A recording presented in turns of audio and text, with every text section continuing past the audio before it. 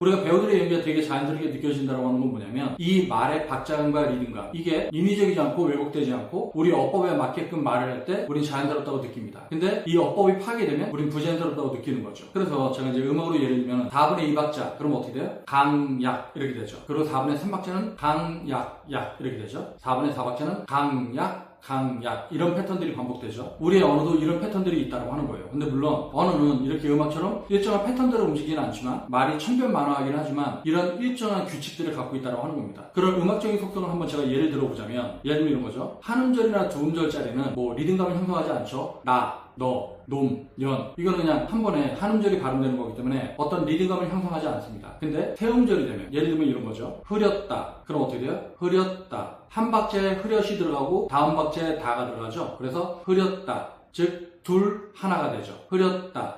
개었다. 아프다. 이런 식이 되죠. 그래서 어떤 리듬감이 형성되죠. 그리고 이제 네 음절짜리가 있으면 어떻게 돼요? 흔들흔들. 펄렁펄렁.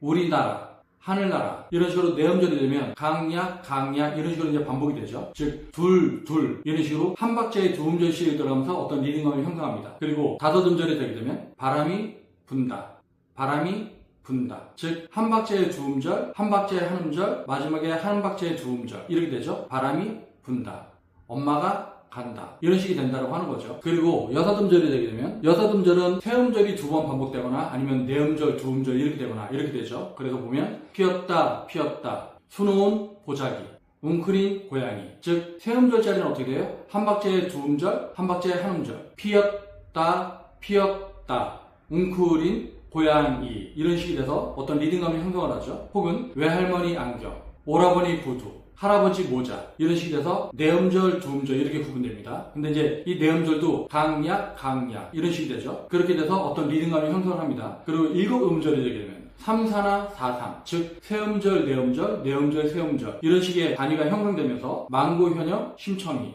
진달래가 피었다, 참새가 지저긴다, 늘어진 버들가지, 기름진 고향산천 이런 식이 돼서 어떤 리듬감을 형성하죠. 그리고 여덟 음절이 되게 되면 네 음절, 네 음절 혹은 다섯 음절, 세 음절 이런 식으로 해서 8개의 음절을 이루게 됩니다. 예를 들면 이런 거죠. 허울 좋은 민주주의, 내가 가면 아주 가냐?